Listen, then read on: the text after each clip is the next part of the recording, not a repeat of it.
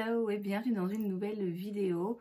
Aujourd'hui nous sommes lundi, donc on va regarder ensemble les nouvelles sorties dans le monde du make-up et de la beauté de manière générale et je vais vous donner mon avis.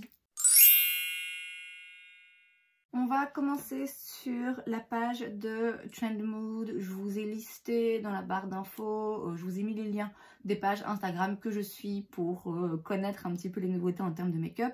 Et donc sur Trendmood, la première chose ici que je vois, c'est des nouveaux produits chez Buxom.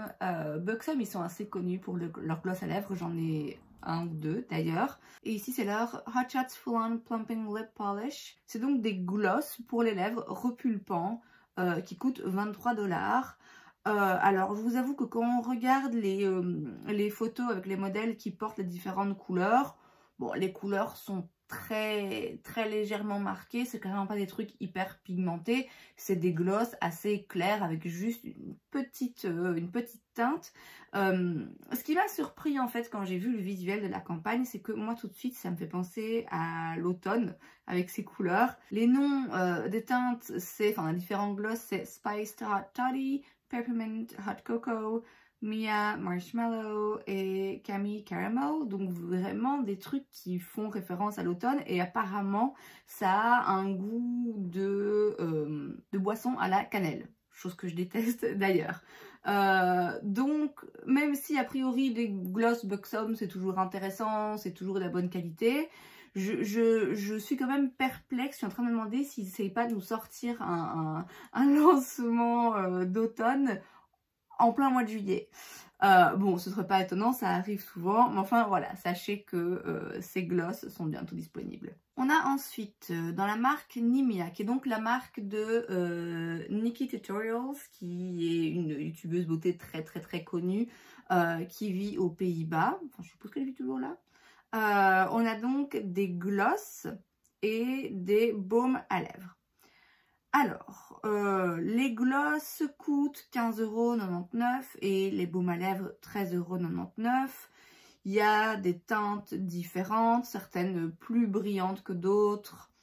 Ça a l'air assez joli sur les lèvres. En fait, ce que je trouve un petit peu dommage, c'est que je suis un peu partagée en fait. D'un côté, je trouve ça un peu dommage, j'ai l'impression que c'est un petit peu tard en fait. J'ai l'impression qu'elle n'a pas peut-être saisi sa chance au bon moment. Maintenant peut-être que ça l'intéressait pas il y a quelques années d'ici, mais je pense que c'est clairement une youtubeuse beauté qui aurait pu sortir sa marque il y a déjà 3-4 ans et faire vraiment un carton. Là, elle sort sa marque, enfin, ça fait un moment maintenant que sa marque Nimia est sortie, mais au début c'était uniquement du skincare. Là, elle commence à peine le make-up. Et elle arrive sur un marché qui est ultra saturé. Alors, bon, ma foi, ça reste une youtubeuse beauté quand même très connue, très appréciée. Donc, elle a sa place, hein, je dis pas qu'elle a rien à faire là. Mais je trouve ça dommage parce que j'ai l'impression qu'elle a un peu loupé le coche, quoi. Je me dis, purée, si elle avait sorti sa ligne de make-up il y a 4-5 ans d'ici, mais ça aurait été vraiment, je suis sûre, la folie. Or là, j'ai l'impression que ça passe un petit peu inaperçu dans les 15 000 autres marques de célébrités, de youtubeuses beauté, etc. qui sortent. Donc voilà, je trouve ça un petit peu dommage. Maintenant, l'autre argument se tient aussi de dire, bah, au moins, elle n'a pas juste sauté sur l'opportunité de se faire de l'argent. Elle a attendu de développer une marque qui lui tenait à cœur, de vraiment faire des recherches sur les produits et tout. Voilà, ça peut être tout aussi admirable, c'est tout aussi admirable, mais voilà, je vous avoue que c'est difficile de s'emballer pour des lip gloss. Je veux dire, des lip gloss, il y en a tellement que voilà, je trouve ça un petit peu dommage parce que moi, ça m'enlève un petit peu l'engouement que j'aurais pu avoir il y a quelques années pour sa marque. On a ensuite un nouveau Lip Sleeping Mask, donc un masque pour les lèvres qu'on met de nuit chez Laneige. C'est un produit qui existe déjà depuis très longtemps, c'est juste une nouvelle senteur, donc là c'est à la mangue. J'en parle parce que je déteste ce produit et je crois que je suis la seule, hein, franchement, enfin non, je sais que je suis pas la seule. J'en avais fait une vidéo il y a, je pense, 1 an d'ici. Il y a longtemps en tout cas, il y a longtemps j'avais fait une vidéo où je passe en revue les avis des consommateurs par rapport à ce produit particulièrement parce que justement je me questionnais de me dire Mais moi, ce produit, il ne me convient pas du tout. Et pourtant, j'entends tout le monde qui l'adore. Est-ce que c'est moi qui loupe un truc? Est-ce que c'est moi qui ne sais pas m'y prendre? Est-ce que je suis la seule à mal vivre l'expérience? Et effectivement, je ne suis pas la seule. Je vous invite à regarder cette vidéo si ça vous intéresse, mais je sais qu'il y a d'autres personnes qui ont eu le même problème que moi, à savoir que ça assèche mes lèvres, en fait. Ça fait le contraire que c'est censé faire, et surtout dans les commissures, dans les plis des lèvres, ça fait tout craquer, en fait. Je sais pas vraiment pourquoi, mais je suis rassurée de savoir que je suis pas la seule.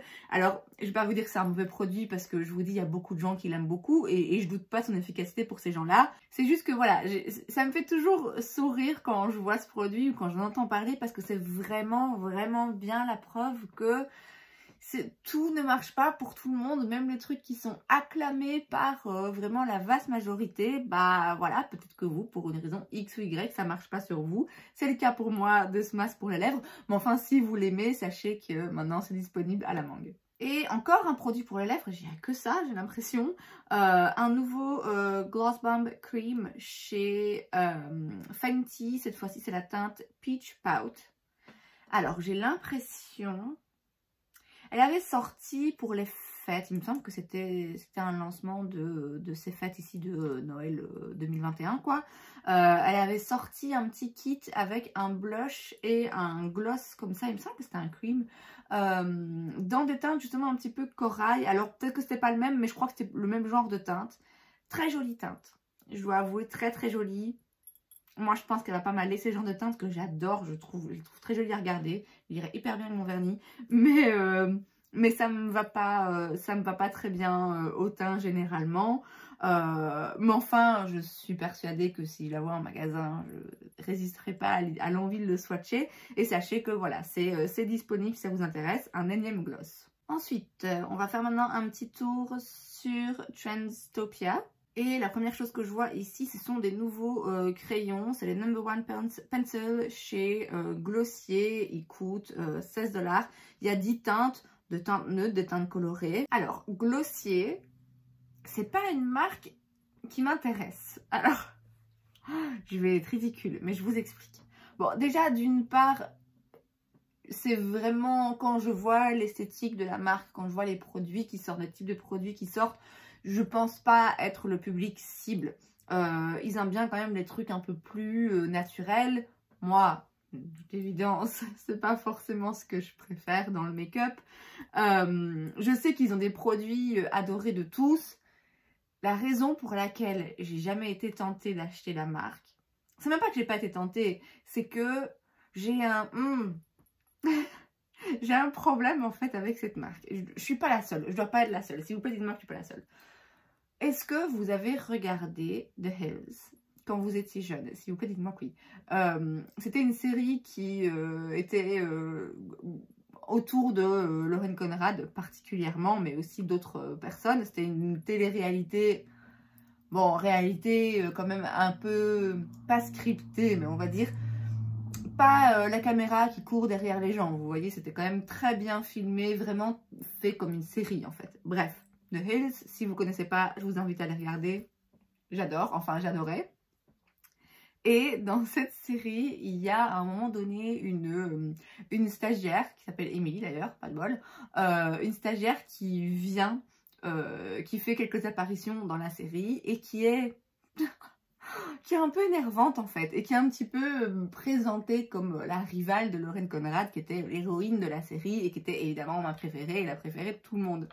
Et en fait, cette marque Glossier, elle a été fondée par cette Emily en question, qui existe vraiment, hein, qui était vraiment une stagiaire à l'époque chez Teen Vogue, je pense, à New York, et qui a vraiment fait carrière, et voilà. Mais du coup, à cause de ça, j'arrive pas. À cause de ça, à chaque fois que je pense à Glossier, à chaque fois que je vois un produit de la marque, je repense à ces épisodes et je peux pas. Voilà. Bon, j'espère qu'il y en a qui savent de quoi je parle. Sinon, voilà, j'ai juste expliqué pendant 5 minutes pourquoi j'ai une petite appréhension par rapport à la marque Glossier. Tout ça par rapport à la fondatrice de la marque qui, soit dit en passant, est certainement très talentueuse, très gentille. Mais juste, voilà, j'ai regardé The Hills, donc je peux pas. On a ensuite chez Colourpop une nouvelle collection, la collection Shell Yeah. Alors, encore une fois, je ne sais pas si on a les mêmes références, mais est-ce que je suis la seule quand j'ai lu Shell Yeah à penser à Jenna Marbles? S'il vous plaît, dites-moi que je ne suis pas la seule.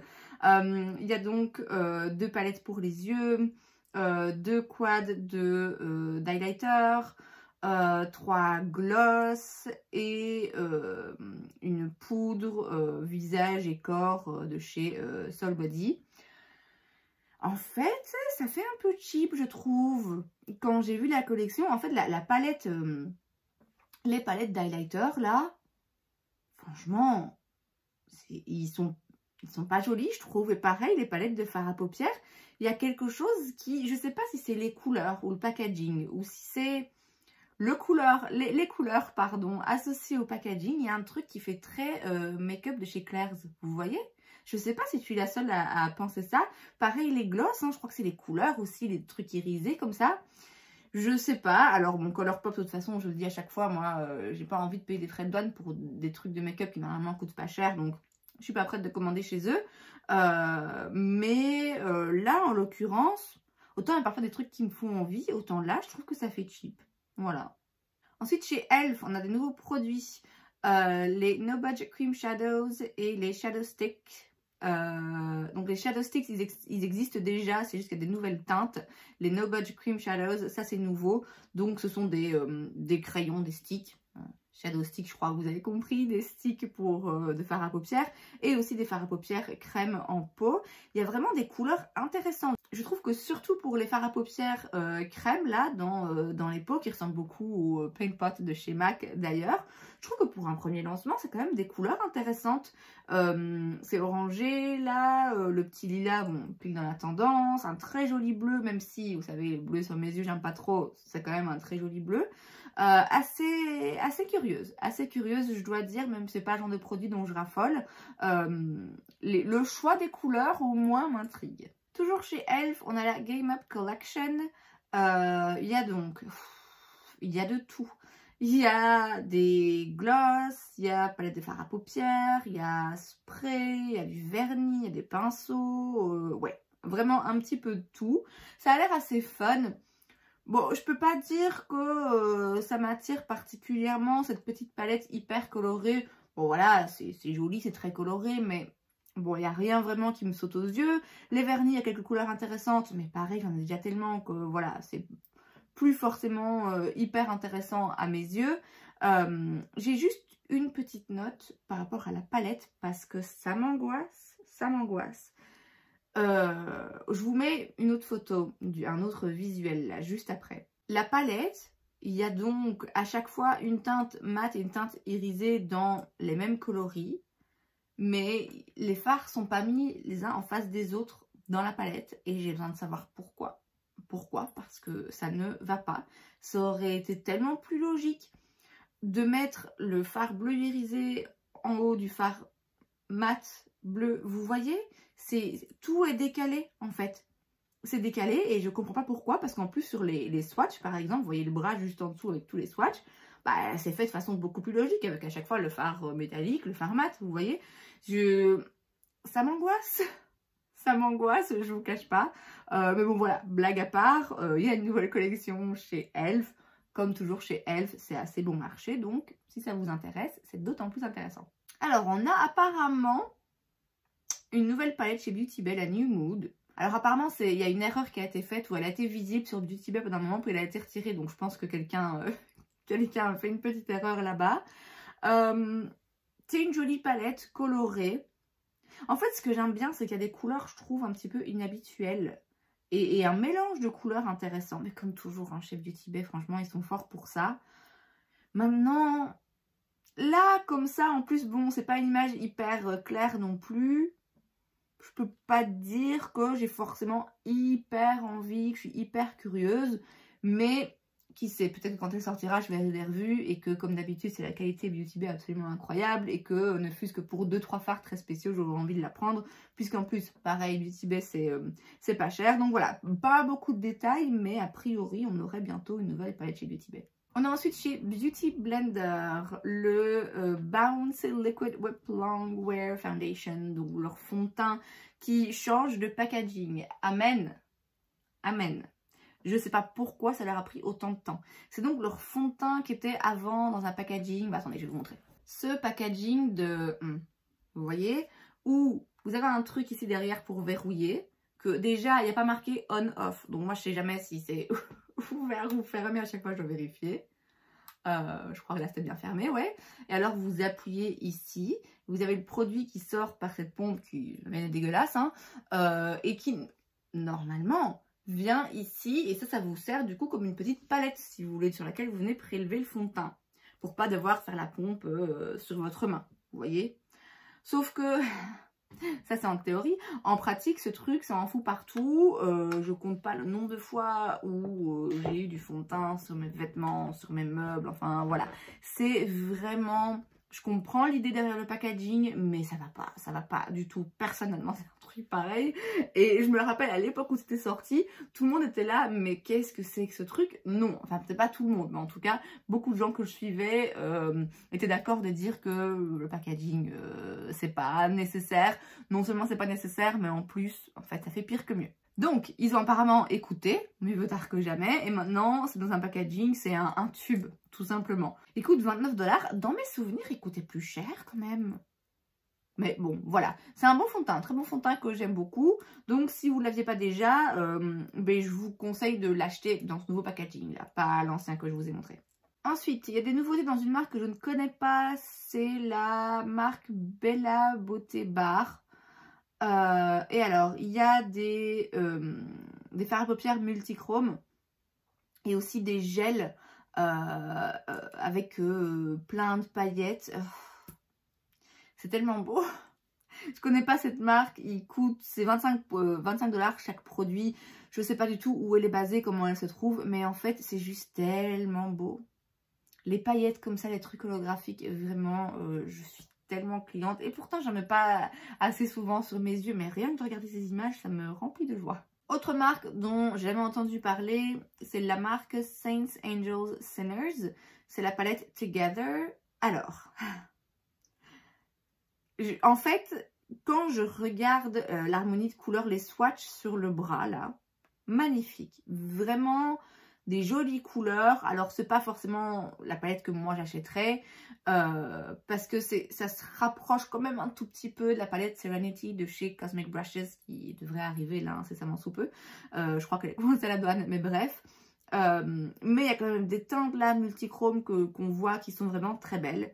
Mais alors le packaging, alors ça peut paraître bête, mais moi pour moi ça gâche tout. En fait, le packaging c'est un espèce à l'intérieur, je parle de l'intérieur de la palette, hein, un espèce de plaid comme ça coloré.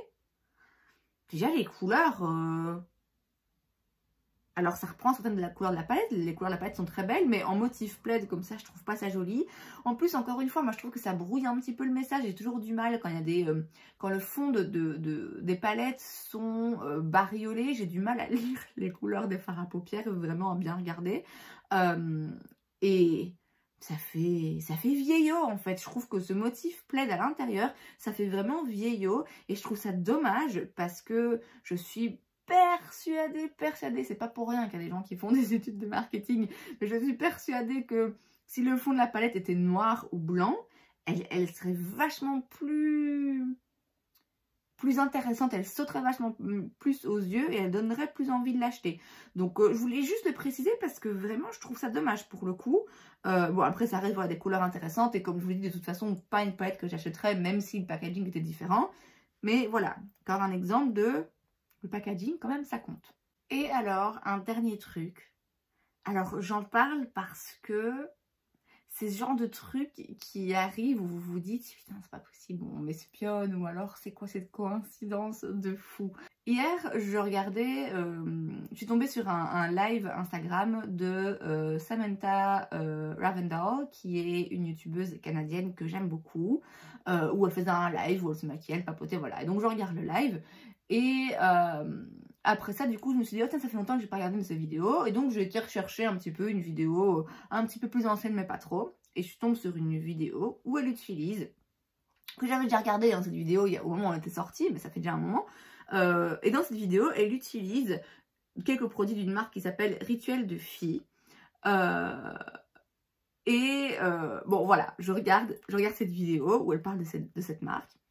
Et 1 heure plus tard, je vais en ligne, je vais regarder sur Trendstopia, toujours, je vais regarder s'il y a eu des nouvelles sorties depuis la dernière fois que j'avais été regarder. Et là, je vois la marque Rituel de Filles qui sort 3 nouvelles teintes de leur eye suits. C'est des petits pigments comme ça, mi-crème, mi-fard à paupières, enfin bref.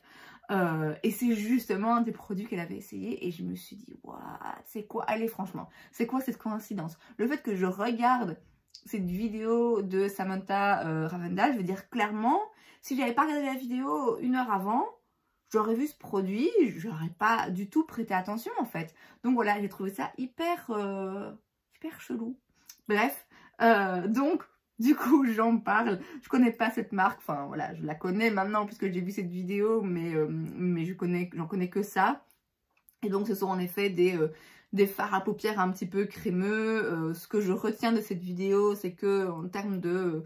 pour prélever le produit, c'est pas forcément évident parce qu'on sait pas y mettre son doigt, mais ça se met pas hyper bien au pinceau. Voilà, c'est tout ce que je sais. Et donc là, il y a 3 nouvelles teintes. Voilà, là c'était juste pour le moment. L'univers est bizarre. Et c'est donc tout pour cette vidéo, j'espère que ça vous a plu. Si c'est le cas, n'hésitez pas à laisser un like. Vous pouvez aussi vous abonner à ma chaîne parce que c'est gratuit, donc pourquoi pas. Et moi, je vous vois la prochaine fois. Bye!